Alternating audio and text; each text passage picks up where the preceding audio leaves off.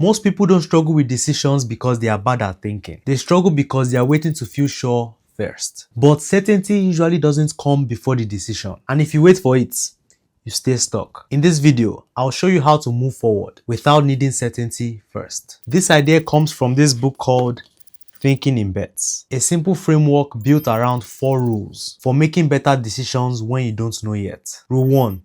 Decisions are bets, not verdicts. Most people treat decisions like verdicts, and a verdict feels final. It feels like you're either right or wrong. And when a decision feels like that, it becomes heavy. It becomes scary. You start thinking, what if I mess this up? A bet is different. A bet means you are making the best choice you can with the information you have right now. You are not trying to be perfect. You are asking a simpler question. Is this a reasonable bet given what I know? For example, imagine you are deciding whether to start going to the gym. You don't know if you'll stick to it. You don't know if it will change much. And you don't know how motivated you'll feel in a month. If you treat that like a verdict, you think, if I quit later, I failed. But if you treat it like a bet, you think going for the next 30 days is probably better than doing nothing. That's not certainty. That's just a reasonable bet. Most real life decisions work this way. Choosing a job, starting a routine, having a hard conversation. You don't get certainty first. You make a bet and then you learn as you go. When you stop treating decisions like verdicts, the pressure drops. You're just trying to make the best bet available. But there's still a problem. Even when you make a good bet, the outcome doesn't always go your way. Rule 2. Judge decisions by reasoning, not results. Here's where most people get stuck. They judge their decisions by how things turn out. If it goes well, they think they made a good decision. If it goes badly, they think they made a bad one. But that's not how real life works. Sometimes you make a good decision and it doesn't still work out. And sometimes you make a bad decision and you get lucky. Outcomes are affected by things you can't control. Timing, other people, random events. So judging yourself only by results can mess up your thinking. Imagine you take a new job, you thought it through, you asked questions, you chose what made sense at the time. But a few months later, the team changes or the role isn't what you expected. That doesn't automatically mean you made a bad decision. It just means things changed in ways you couldn't predict. A better question to ask is, given what I knew at that time, was this a reasonable choice? If the answer is yes, then it was a good decision, even if the result wasn't great. This is how you build trust in your thinking, not by always being right, but by making thoughtful decisions and learning from what happens next. When you judge decisions by reasoning instead of results, you stop being scared of making mistakes. You don't panic after one bad outcome. You don't get overconfident after one good one. You stay calm, you stay curious, and that makes your future decisions better. But even when you think this way, decisions can still feel heavy, especially when the future is unclear. Rule 3.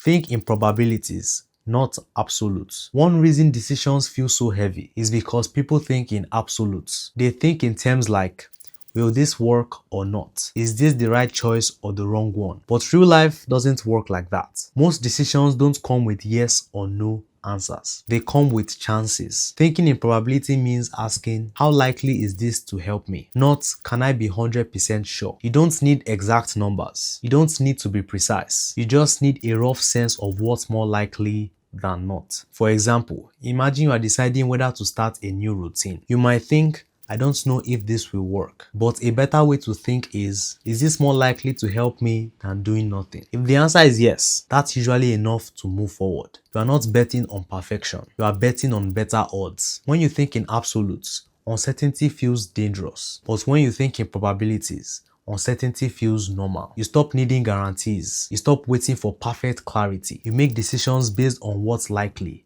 not what's certain. This is how good decisions are actually made. Not by being sure, but by choosing the option with the better chance of helping you. And when you think this way, decisions stop feeling like a test. They start feeling like a process. But there's one more thing that can make uncertainty easier to deal with. Rule 4. Lower the cost of being wrong. Even when you understand all of this, decisions can still feel scary. Not because you can't decide, but because you are afraid of being stuck if it goes wrong. That's why this rule matters. When you're unsure, don't look for the perfect decision. Look for a decision that's easy to change later. Some decisions are hard to undo, others are easy to adjust. When uncertainty is high, it's matter to choose options that don't lock you in. That way, being wrong doesn't hurt as much. For example, Imagine you are thinking about a new path. Instead of quitting everything at once, you try it for 30 days. Instead of making a permanent choice, you test it. If it works, you keep going. If it doesn't, you adjust. Either way, you learn without blowing up your life. When the cost of being wrong is low, decisions feel lighter. You stop freezing. You stop overthinking every detail. You stop treating each choice like it has to define your whole future. You are not committing forever. You are just taking the next reasonable step. This is how you make decisions when you don't know yet. You make bets, not verdicts. You judge your thinking, not just outcomes. You choose what's more likely to help. And you lower the cost of being wrong so you can move forward without needing certainty. And if the hardest decisions for you are the ones where you have to speak up, I break down how to handle difficult conversations in this video. Remember, the path is yours to walk. And as always, I'm in your corner, rooting for you.